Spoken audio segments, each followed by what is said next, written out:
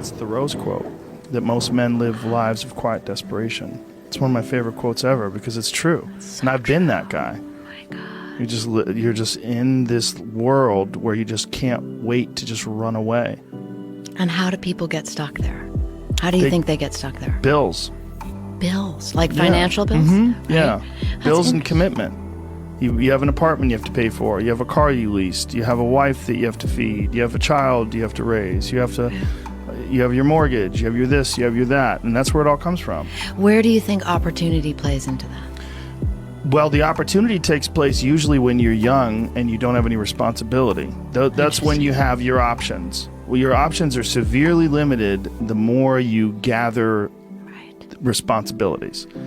Like if I had to, as a 51-year-old father of 3, married man, pays taxes, has a house and a mortgage and a business and all that jazz.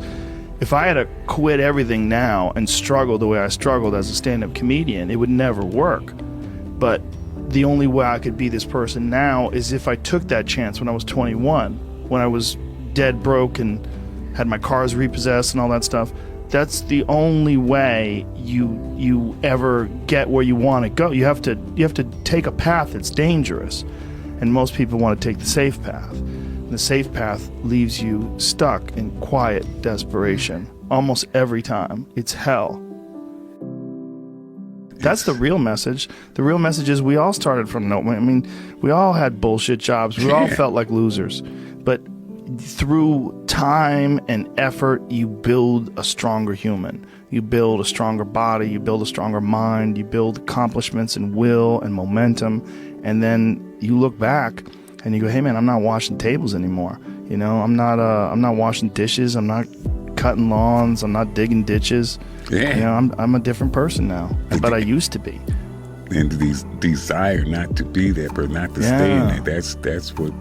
That's the hardest part, right? Is to get out of that rut. When you ain't got shit and there's nothing going on, to have faith then is so difficult. To have faith when you're successful, it's like, listen, bitch, you've been successful for a while. Of course you got faith. Just keep doing what you're doing. That's easy. It's like absolutely right. It's like you already got up the hill. Now you're just coasting. Yeah. You know, you're just rolling down the hill. Everything's great. That's the easy part. It's all smooth sailing. Yep. The hard part is getting up that fucking hill. Especially if you got a dad you're hiding from. Especially if you feel like you're a loser. Or you never really had anything in your life that you could look back on and say, hey, I was really good at that. You know, and there's a lot of people out there listening to this. There's so many people that are in that starting point. Like the people that come up to you and say, I don't know what to do. What should I do? How do I do it? Yeah. How do I get going? But you're going to have to figure it out, one foot in front of the other. Exactly. You're going to have to find a thing and keep working at it and get better at it. But can people just make that change? I mean, yes, look, you can, I believe they but can. you have to plan it out. The way you can change is you have to put aside enough money to give yourself a window. And then you have to have a plan. And you have to spend all your waking hours outside of whatever shit job you do planning your escape. And you have to come to the realization very clearly that you fucked up and you got yourself stuck. So whatever you're doing, you have to do it like your life depends on it. And whether it is you're trying to be an author and if you're gonna try to be an author and you're working 8 hours a day plus commuting plus family responsibilities or whatever else you have, whatever time that you have to attack like you're trying to save the world. You're trying to save your life. You don't want to drown. That 1.5 hours a day that you have to write, god damn, you better be caffeinated and motivated. You got to go. You got to get after it. And you got to have discipline. Most people don't have those things. Most people don't understand what it's like to really go for something. And to know that the consequences of not doing that are horrific.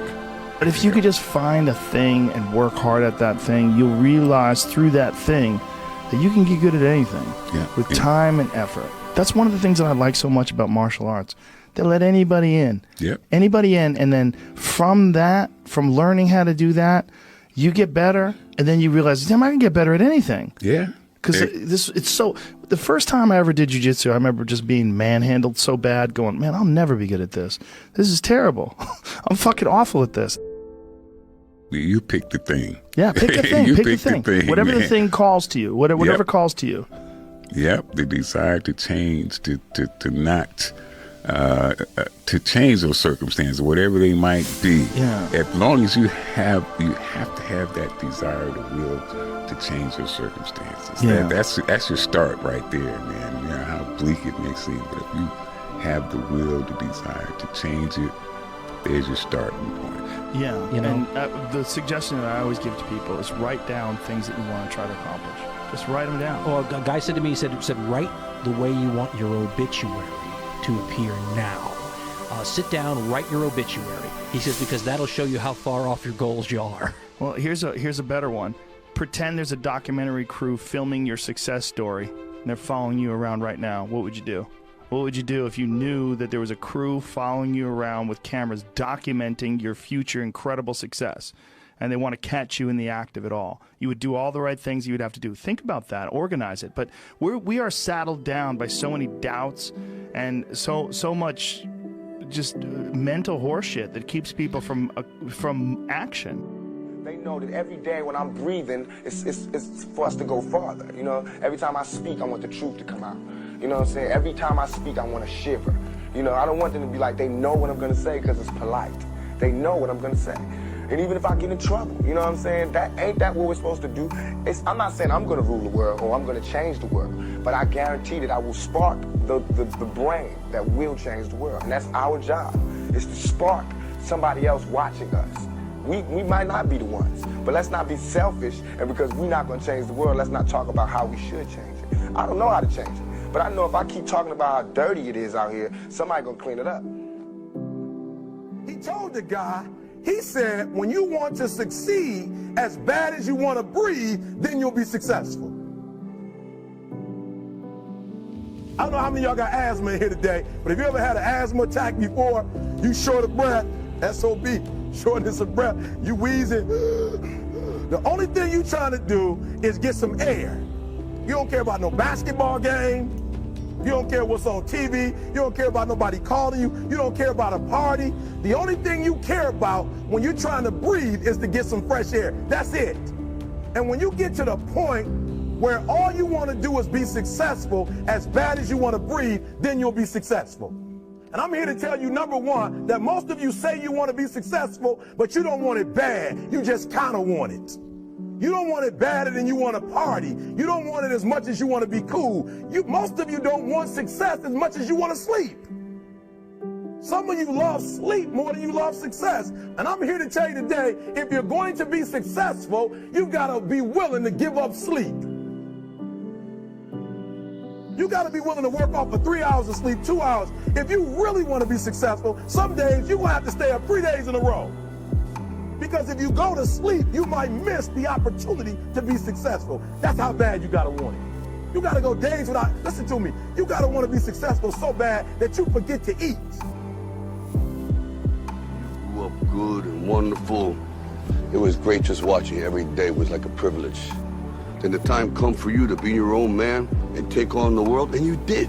But somewhere along the line, you changed. You stopped being you. You let people stick a finger in your face and tell you you're no good. And when things got hard, you started looking for something to blame, like a big shadow. Let me tell you something you already know. The world ain't all sunshine and rainbows. It's a very mean and nasty place, and I don't care how tough you are, it will beat you to your knees and keep you there permanently if you let it. You, me, or nobody is gonna hit as hard as life. But it ain't about how hard you hit. It's about how hard you can get hit and keep moving forward. How much you can take and keep moving forward. That's how winning is done. Now, if you know what you're worth, now go out and get what you're worth. But you gotta be willing to take the hits.